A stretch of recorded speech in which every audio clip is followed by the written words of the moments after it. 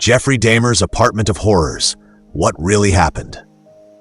Welcome to Crime Chronicles HQ, July 22, 1991. Milwaukee police officers responding to what seemed like a routine disturbance call would discover something that would forever change their understanding of human evil. Behind the door of apartment 213 at 924 North 25th Street lay one of the most horrifying crime scenes in American history. Today, we're going to examine the chilling reality of Jeffrey Dahmer's apartment. Not for shock value, but to understand how such horrors could exist undetected for so long, and to honor the memory of the 17 young men whose lives were tragically cut short. Discretion warning appears on screen. This video contains mature content and discussions of violent crimes. Viewer discretion is strongly advised. It was nearly midnight when 32-year-old Konarak Synthesamphone stumbled onto the street, bleeding and disoriented. Three women, Sandra Smith, Tina Spivey, and Nicole Childress, found him and immediately called 911. They could never have imagined they were witnessing the escape of Dahmer's 14th victim. When police arrived, they encountered a man who seemed calm, articulate, and convincing. Jeffrey Dahmer told officers that Synthesamphone was his 19-year-old boyfriend, and that this was simply a lover's quarrel fueled by alcohol. The reality? Synthesamphone was just 14 years old, and he had a hole drilled into his skull. The three women pleaded with police not to return the boy to Dahmer. Their instincts screamed that something was terribly wrong. But the officers, perhaps influenced by prejudice and a desire to avoid what they perceived as a domestic dispute in the gay community, escorted Synthesamphone back to apartment 2113. Within hours, the young boy was dead. But this tragedy would ultimately lead to the discovery that would shock the world. Because just 2 months later, on July 22nd, Tracy Edwards would manage to escape from that same apartment. And this time, he would lead police directly to Dahmer's door, the discovery. When officers Rolf Mueller and Robert Roth entered apartment 213, they expected to arrest a man for assault. What they found instead would haunt them for the rest of their lives. The smell hit them first, a putrid, overwhelming stench that seemed to permeate every surface. Dahmer initially remained calm, even offering to get the handcuff key from his bedroom. But when Officer Mueller opened the refrigerator to investigate the source of the odor, the horror began to unfold. Inside the refrigerator, wrapped in plastic bags, was a human head. Officer Mueller would later describe that moment as surreal, his mind struggling to process what his eyes were seeing. This wasn't a movie prop or a Halloween decoration. This was real. This was someone's son, someone's brother, someone's friend. As they searched deeper into the one-bedroom apartment, the scope of Dahmer's crimes became horrifyingly clear. Photographs depicting dismemberment and necrophilia, severed heads stored in the freezer, body parts preserved in chemicals, a 57-gallon drum containing decomposing torsos. In total, investigators would recover the remains of 11 victims from apartment 213. But the physical evidence was only part of the horror. The psychological landscape of this space, where Dahmer had lived, worked, and committed unspeakable acts for years, painted a picture of evil that defied comprehension. Life in the Oxford Apartments.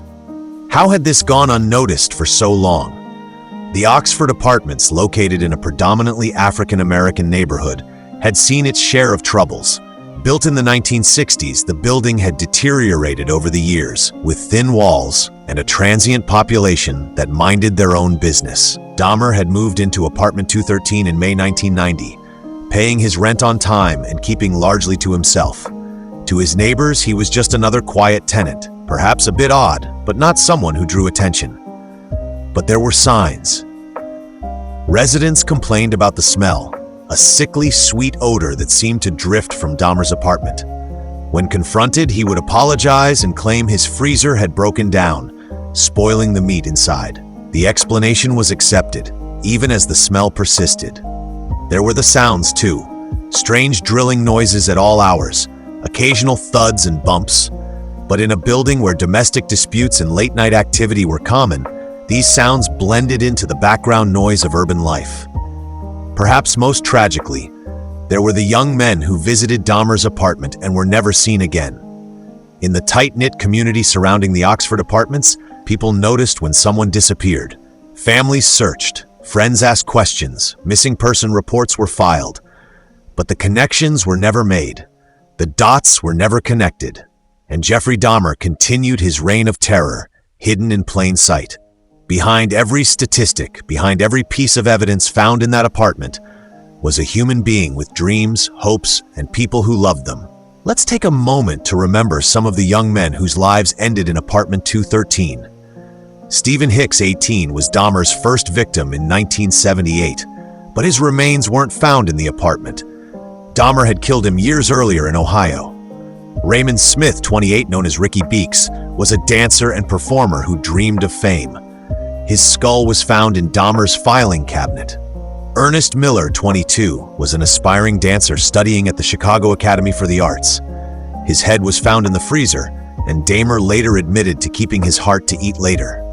David Thomas, 22, Curtis Straughter, 18, Errol Lindsay, 19, Anthony Hughes, 31, Conorak Synthesophone, 14, Matt Turner, 20, Jeremiah Weinberger, 23, Oliver Lacey, 23, Joseph Bradehoff, 25. Each name represents not just a life lost, but a family forever changed, dreams unfulfilled, and potential that will never be realized. Many of these young men were from marginalized communities, African American, gay, or struggling economically. Their disappearances didn't always receive the attention they deserved, a tragic reality that may have allowed Dahmer to continue his crimes for as long as he did. The psychology of the space. What turned apartment 213 into such a chamber of horrors? Forensic psychologists and criminal profilers have spent decades trying to understand the mind of Jeffrey Dahmer, and the physical space where he committed his crimes offers crucial insights. Dahmer had transformed his modest one-bedroom apartment into what he called his temple. He had complete control over this environment: who entered, what happened inside, and how evidence was disposed of. This sense of control was crucial to his psychological makeup. The apartment wasn't just where Dahmer killed, it was where he acted out his most disturbing fantasies. He photographed his victims at various stages of the killing process, creating a grotesque gallery that he would revisit repeatedly. He performed crude experiments, attempting to create zombies by drilling holes into victims' skulls and injecting acid or boiling water into their brains. The refrigerator and freezer weren't just storage spaces. They were integral to Dahmer's delusions. He consumed parts of his victims because he believed it would make them part of him forever. In his twisted mind, this wasn't just murder, it was a form of possession, a way to ensure his victims could never truly leave him. The very ordinariness of the apartment, the beige walls, the simple furnishings, the everyday appliances, makes the horror even more chilling. Evil doesn't always announce itself with dramatic flourishes. Sometimes it hides behind a door that looks exactly like every other door on the block. Chapter 6: The Investigation Aftermath. The investigation of apartment 213 was unlike anything Milwaukee law enforcement had ever encountered. Crime scene technicians worked for days, carefully documenting and removing evidence. The smell was so overwhelming that investigators had to take frequent breaks just to breathe fresh air. Detective Patrick Kennedy, who led the investigation, described the scene as the closest thing to hell on earth he had ever witnessed. The methodical nature of Dahmer's crimes was perhaps the most disturbing aspect. This wasn't a moment of passion or rage, but a calculated, systematic approach to murder and dismemberment. The psychological toll on the investigators was immense. Many required counseling to deal with what they had seen. The images, the smells, the sheer scope of the horror, it was more than the human mind was equipped to process. But their work was crucial. Every piece of evidence, every photograph, every carefully documented detail would be essential in ensuring that Jeffrey Dahmer would never harm another person. Their professionalism in the face of unimaginable horror helped bring justice for the victims and their families. The building's fate. In the weeks following Dahmer's arrest, the Oxford Apartments became a macabre tourist attraction. People drove from across the country to see the building where such horrors had occurred. The attention was traumatic for the remaining residents, who found themselves living in the shadow of unthinkable evil. The building's owner, recognizing that the property would never be free from its dark association, made the decision to demolish apartment 213. On November 21, 1992, the room where so much suffering had occurred was destroyed. But even after the physical destruction of the space, questions remained. How had this happened? How had the system failed so completely? And perhaps most importantly, how could such tragedies be prevented in the future? The story of Jeffrey Dahmer's Apartment of Horrors is more than just a tale of one man's evil. It's a stark reminder of how easily the vulnerable can become victims when society fails to protect them. The young men who died in apartment 213 were not just statistics. They were sons and brothers, friends and lovers, dreamers and artists. They deserved better from the world, and they deserved better from us. Their stories remind us to pay attention to the marginalized, to listen when communities cry out for help, and to never assume that evil cannot exist behind an ordinary door in an ordinary building. Today, a pocket park stands where the Oxford Apartments once stood. It's a quiet space unremarkable to most who pass by, but for those who remember, it serves as a memorial, not to the man who committed such terrible crimes, but to the 17 young men whose lives were cut tragically short. We remember them not as victims defined by how they died, but as human beings who deserve to live, to love, and to pursue their dreams. In telling their stories, we honor their memory and commit ourselves to ensuring that such horrors are never allowed to happen again.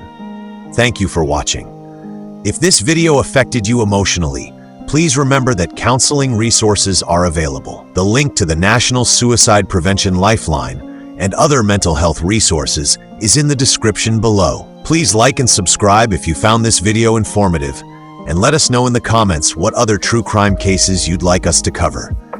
Remember to treat these topics with the respect and gravity they deserve. Until next time, stay safe and look out for one another.